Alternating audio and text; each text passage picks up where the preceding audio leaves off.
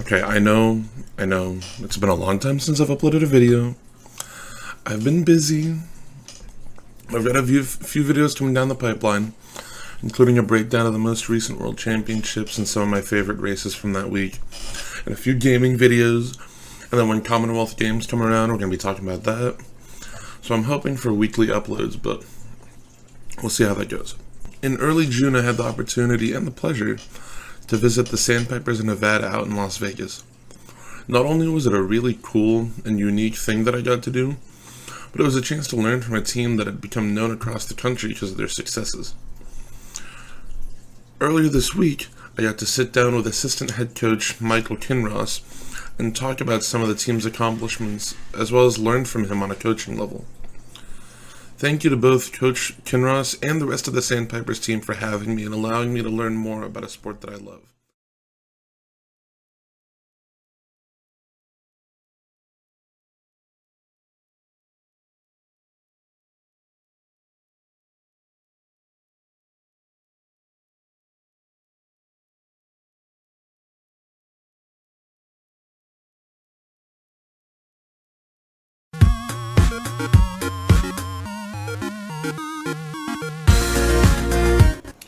So, but before we get into actual questions, I want to know a little bit more about your own history in the sport and including your time as an athlete and how you began even coaching with Sandpipers. And I guess you can tell people who you are for people who might not know you.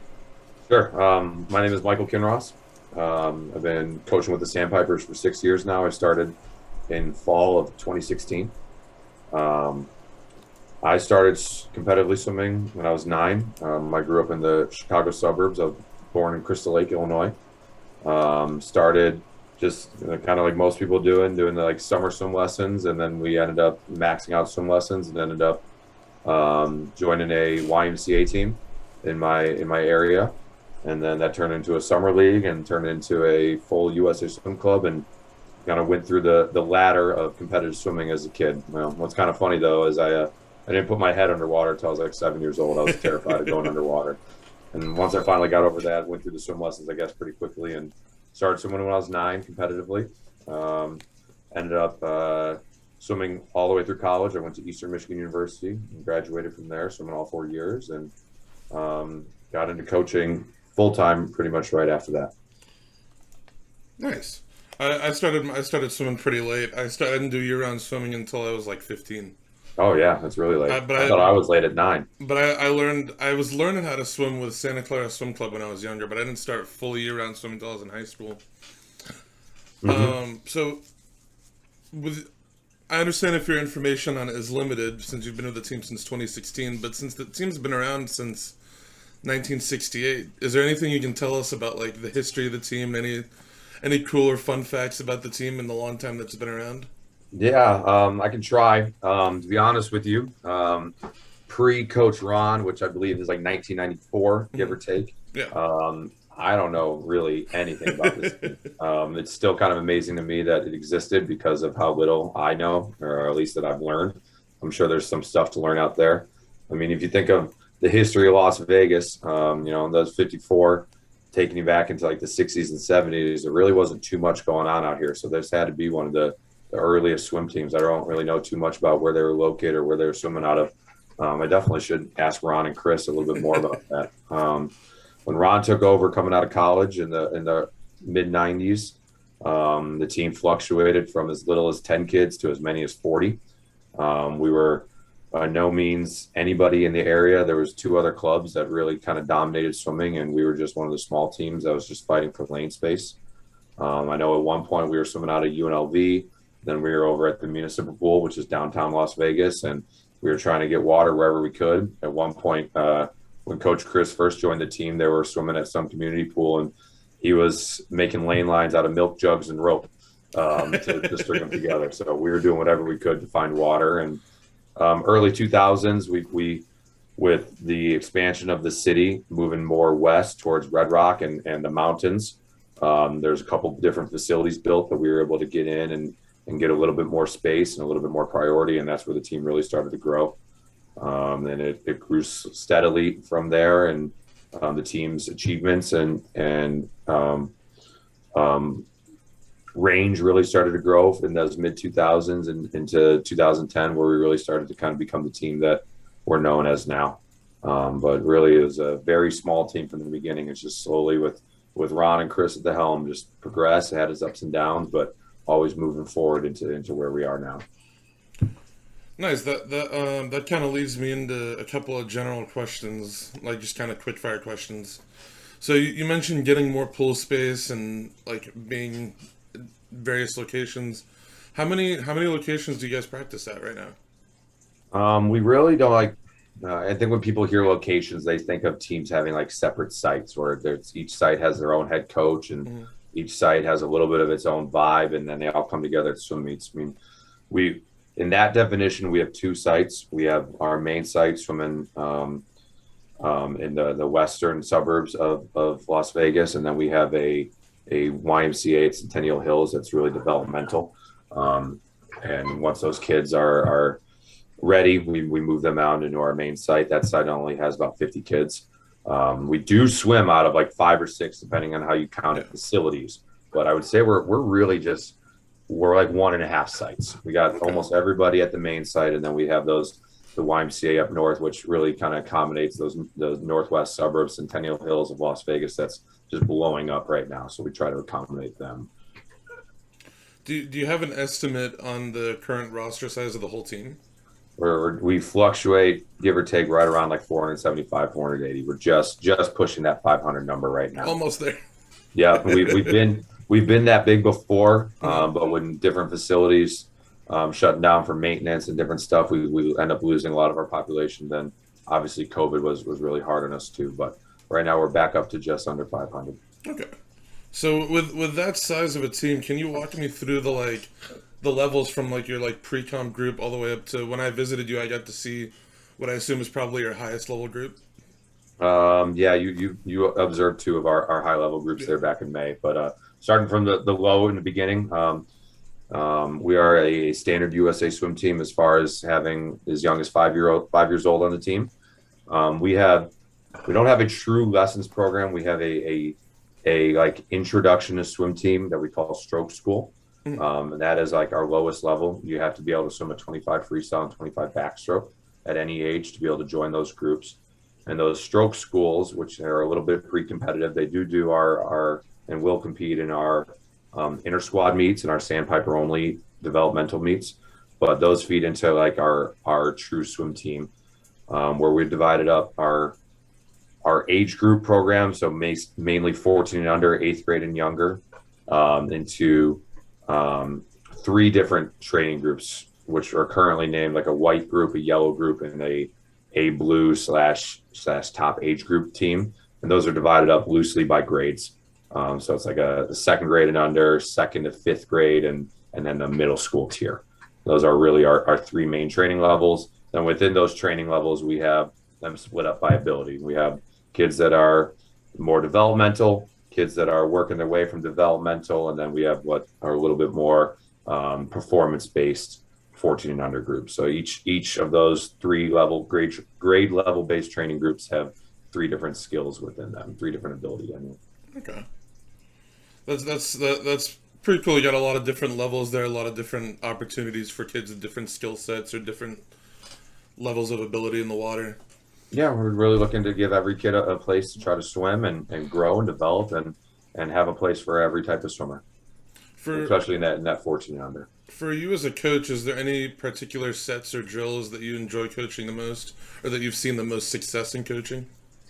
Um, I think, especially if you were to ask my athletes, I think we live with IM. I love all IM based swimming. I think it's really important to develop all those strokes. We as a team believe in that, and so we're doing a lot of IM swimming. I think my go to type of sets is some kind of like progressive set where they're doing rounds of some sort of IM swim, and either we're adding up to something fast or it's finishing the round with some sort of fast IM or stroke set. And yeah, we really live with IM, all variety. I mean, we'll mix it up to doing fast 50s to 400 IM repeats. I think it's all really important.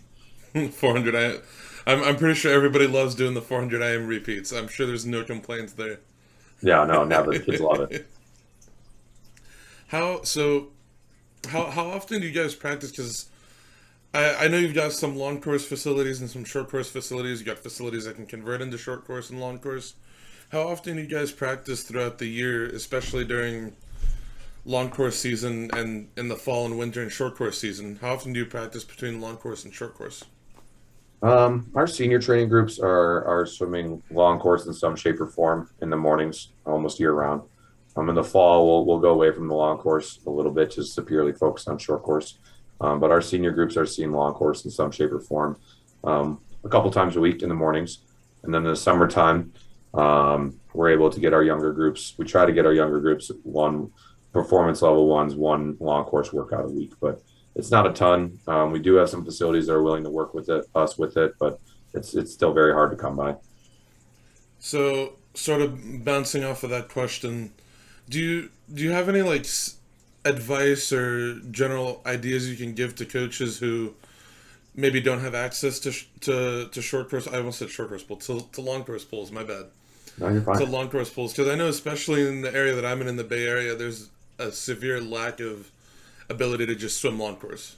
Yeah, I think that's a theme nationwide. To be honest with you, unless you're down in like South Florida, 50-meter pools are hard to come by everywhere. Midwest, Nevada, sounds like California there, which is a hotbed for swimming. That's always shocking to me.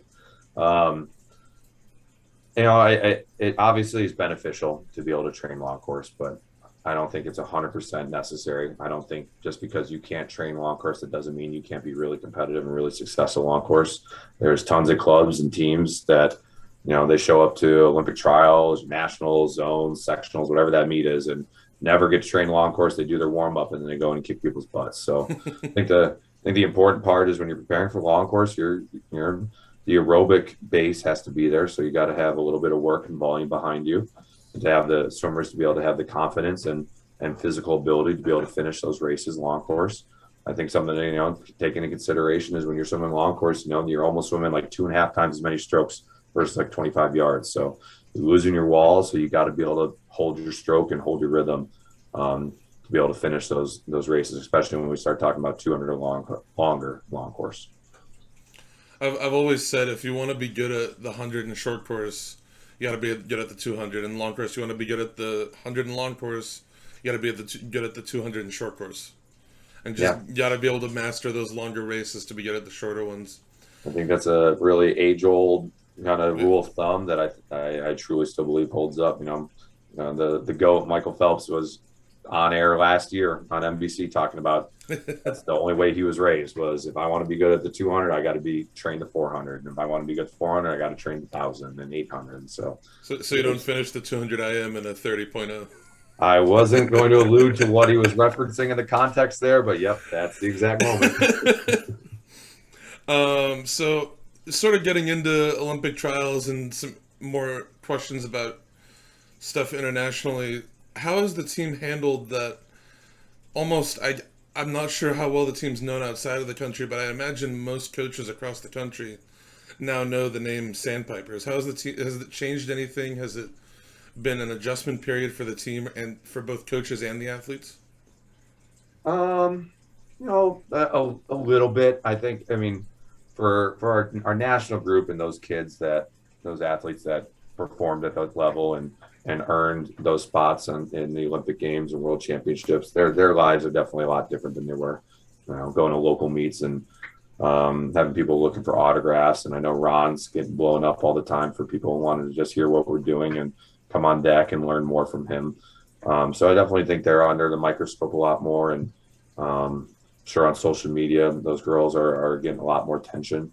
If we're talking about our team in general, we have had an increase in people considering not just locally, but from around the country and really the world interest in moving to Las Vegas and joining our team. So that's been unique for us, kind of navigating that and still making sure our priority is the people that have been with the team and the local people and not taking away lane space if we don't have it for people that are not from here. We've been fortunate right now where we haven't had a need to turn anybody away or not think that that's something that we can accommodate. Think locally and kind of the rest of the team, they definitely, they go on recruiting trips or they go to swim camps or they go they go on vacation and go swim for another team, it's, they're from the Sandpipers, and people's eyes are a little bit, oh, the Sandpipers, oh my gosh. The other thing that tends to happen is some of our caps and apparel is a hot commodity, so we definitely have to warn our kids to make sure they're holding on to the stuff. At least, Addie, you did it, Hattie, you did it the right way. You came to our store and purchased it and supported the team for sure as well. But yeah, they're definitely, it's a little bit of a hot commodity, which is fun. But I don't think a lot of the team really understands the magnitude of it. Coaches see it a lot more, but the swimmers, they're proud of it. Everyone has worked towards it, and what it's really done is, for our younger kids and up and coming kids to see people that they actually know, whether they've trained with or they see on deck or they see at our same pools. It's like, oh my gosh, these kids were me 4 years ago, 3 years ago. And so having that path really illuminated, it's not just the coaches saying you can do this, but to see it happen and execute it and know that there's, with hard work and commitment and truly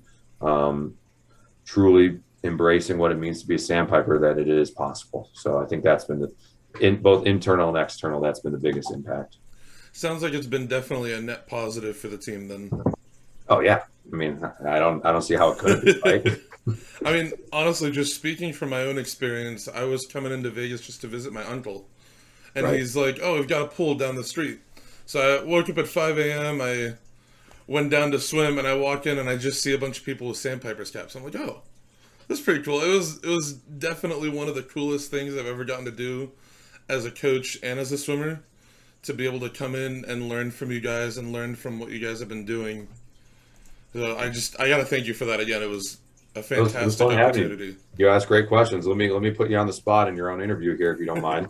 Sure. I ask a lot of people this, especially when we have coaches interviewing for jobs. I really am always curious about this, especially for me, not growing up in Las Vegas and not being part of the team. What is your perception of the Sandpipers? Like what you saw that cap and got all excited. Why did you feel that way?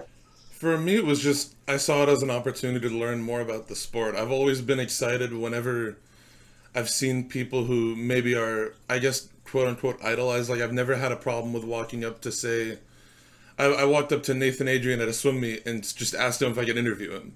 I've never had a problem with walking up to people like that, because it's always just been, the worst thing they can do is say no. And I'll have been polite and respectful to the best of my ability. And if they say yes, I have an opportunity to learn more about the sport and take it back to the kids that I coach and take it back to my own swimming and apply it to my own experience with the sport. Yeah. You definitely didn't hesitate. That was really cool. So I guess we've already talked about the effect that it's had on the team. And we talked about the increase it's had on the team. It's pretty cool that you guys have been able to monitor the athletes who've already been with you for a while, as well as the athletes who are trying to come in and join the team. But have there been any conversations with the swimmers on the team who've been more successful, who've been, I guess more successful is a relative term, but have been to the Olympics or World Championships? Have there been any conversations about managing those expectations and maintaining their composure on what is arguably a much larger scale than what they're used to? That's a really good question. I haven't necessarily been privy to a lot of those conversations, but I know they're happening when you got athletes as young as ours that reach that success and what is not considered, but is the pinnacle of our sport. That's a really hard thing to manage. I think what even before last year and the success we had, I think as a team, we're happy with our success, but we're never content. We're never satisfied. Okay, we go in and achieve our goals. Okay, so what's next? And that's been our coaching staff, starting from the top with Ron and Chris, and really has been carried through to the rest of us. We're always looking to be better, and we always know we can be better, and never kind of just saying, okay, that's good, that's enough. And so that definitely gets instilled in our athletes. Okay, you achieved your goals that we talked about, but how much did we leave on the table training? What happens if we got this technical part that we're working on down? What happens if we were able to take another stroke off your 50s and working through that? So I think we do a really good job of just always showing that hey, you did well, this is okay, but there's so much more you can do. And then putting that back on the athletes of how far do you want to take this? So whether we're talking about someone just getting their first JO cut or someone that just picked up an Olympic medal, world championship medal, um, how can um, how can we help them continue to achieve those goals and set more goals and not be satisfied?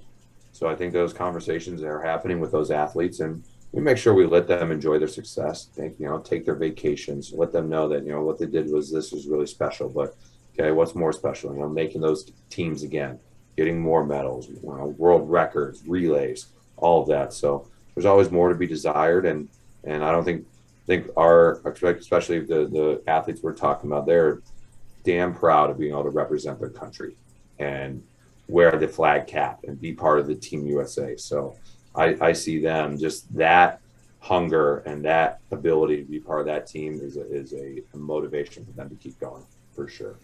I think that's definitely a good lesson for younger athletes, even younger than them, to learn, to see, like, okay, these people have reached the top of the sport. They're competing against the best athletes in the world, but they still have places to go. There's always somewhere new to learn from, and something new to learn from, especially as you get faster, as you get more accomplished. So I've got a couple of questions from coaches around the area, actually. Oh, cool. So I've at this point I know pretty much all the coaches in our area. So I reached out to them, and asked them, like, hey, I've got to interview the pretty cool guy coming up in a couple weeks. You guys want to send me a question? So this comes from Coach Daniel, who's the head coach of Tri-Valley Aquatics in the Livermore Pleasanton area in California. And he was wondering, do you have any advice to coaches who are preparing their... oh, shoot. Sorry, I just read the wrong question. Okay. How do you prepare/teach athletes to maximize their start off the blocks? Like any specific land or water related exercises to help them with that explosiveness off the blocks? I think as a team, we're kind of hit and miss with it. We have access to starting blocks. We're definitely trying to do as much as we can with them, but I think it's a skill that we focus on at appropriate times, but probably not consistently enough. And I think it's always something that we can be better at. I think we really just teach the real, just mastering the basics of it. We want to make sure we're pulling on the block, we're getting our body in line, and we're entering through one hole. You can do those three things, you're going to be better than average, and not be at a detriment off your start. Dry land wise, I don't think we're doing anything super start specific other than just working on just becoming better athletes. So we're jumping, we're doing squat jumps, we're doing different other, we're measuring vertical jumps when we get into our senior groups, just trying to measure their explosiveness, and then just doing nothing, groundbreaking as far as just working on athleticism and explosiveness and outside the pool. I don't think it's a primary focus, but it's just, again, we're trying to make them well-rounded swimmers. So anything that's going to help them get off the wall, get off the blocks better, we're gonna do in some capacity. Yeah, I mean that all sounds pretty straightforward. I've definitely seen the pictures of people I've really Dressel with his jumping 10 feet off the ground. Okay.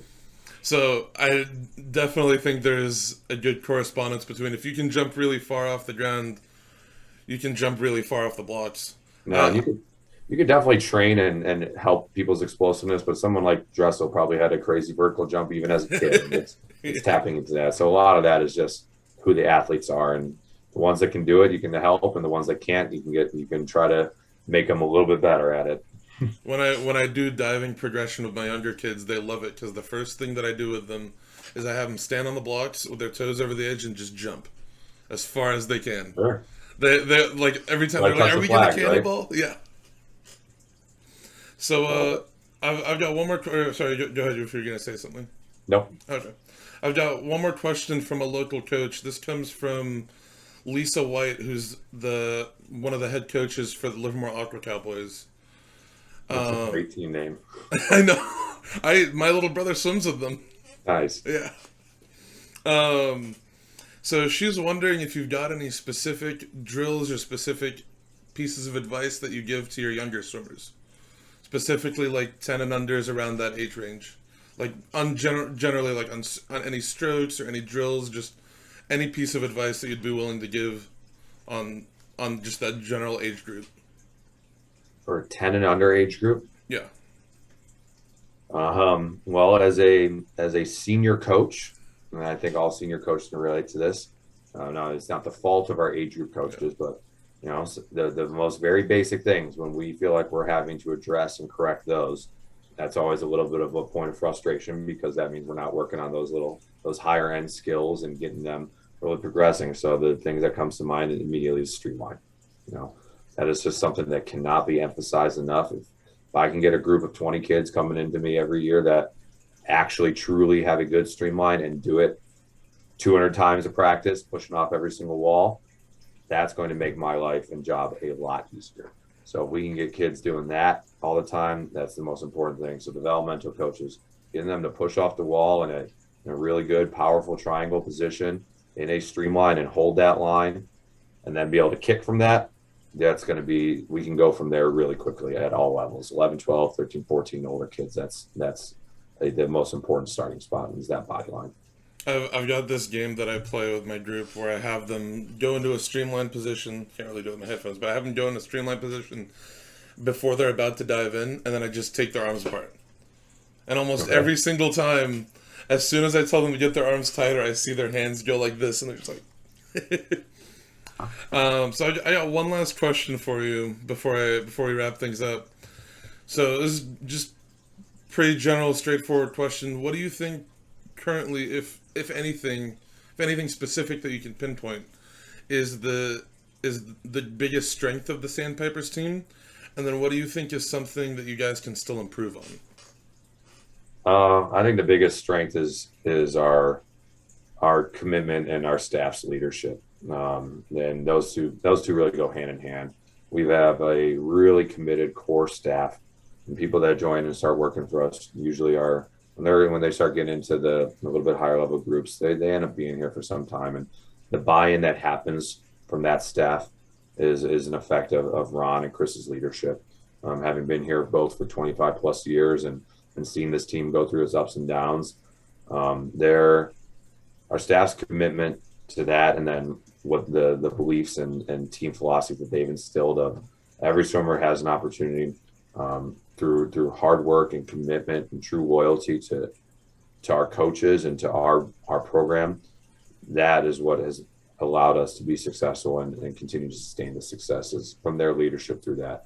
They instill it in us assistant coaches, and then we're able to do it with our swimmers, and belief in our program, belief in hard work, and trusting our coaches to, no matter what it is that we're putting in front of you, this is going to help you achieve your goals and become the best athlete that you can be and best teammate. And that will carry into their other facets of their life. And I think that comes through from a really young age through our coaches. And I think that's the key. I could definitely tell when I was in the short time that I got to visit the team, there seemed to be generally a pretty good, unified, positive atmosphere amongst the team. Even in your interactions with the kids, I don't think I ever saw you say anything, or no, I didn't see you say anything that was in any way negative or in any way not encouraging. Everything that I saw you say to your athletes was constructive, encouraging, and getting them to feel like they were prepared for what they were about to do. So I definitely agree with what you're saying. I 100% saw that when I was there. Not always like that, but we all have our moments as coaches. We're all human. We're going to lose our marbles a little bit, but I think that me doing that is a very commonplace amongst all of our coaches. So I guess the last thing is, if you've got anything you want to say, if there's anything you want to promote for the team, this is your time. You've got some time for whatever you want to bring up. I don't know. You really put me on the spot there. I wasn't ready for that one. We're gearing up here. We got a couple different JO meets that we're going to next weekend, and then the week after that, our team's competing again at a couple of various senior level meets, and we're really excited to see what the rest of the team's got this summer. And we're all working to 2024. We're trying to get as many athletes excited about it, bought in, and dreaming big. And That's team wide. I'm not sure if there's anything we want to promote. We're really proud of our team, and couldn't be more proud of Coach Ron earning his success and the accolades that he's so well deserved. And we're still hungry and working for more, and hoping that we're going to make it so. Hopefully, this isn't the last time that you hear from the Sandpipers. This isn't a fluke. I honestly, I hope it's not. From everything, I know it's not going to be. From everything that I've seen you guys do, it's definitely not a fluke. I've got it on the back of my shirt, but it says our success is no accident. Yep. So I 100% think you guys are headed down a really good path, and I'm really grateful that you've given me, and amongst other coaches as well, you've given a lot of people the opportunity to learn from you guys and learn from a really successful team and how they do things. Thanks, Abby. It definitely is one of the coolest things in our sport that I can sit down and have this conversation with you and just share information back and forth. Thank you. Yeah. So that's everything I got for you. Thanks for your time. Of course.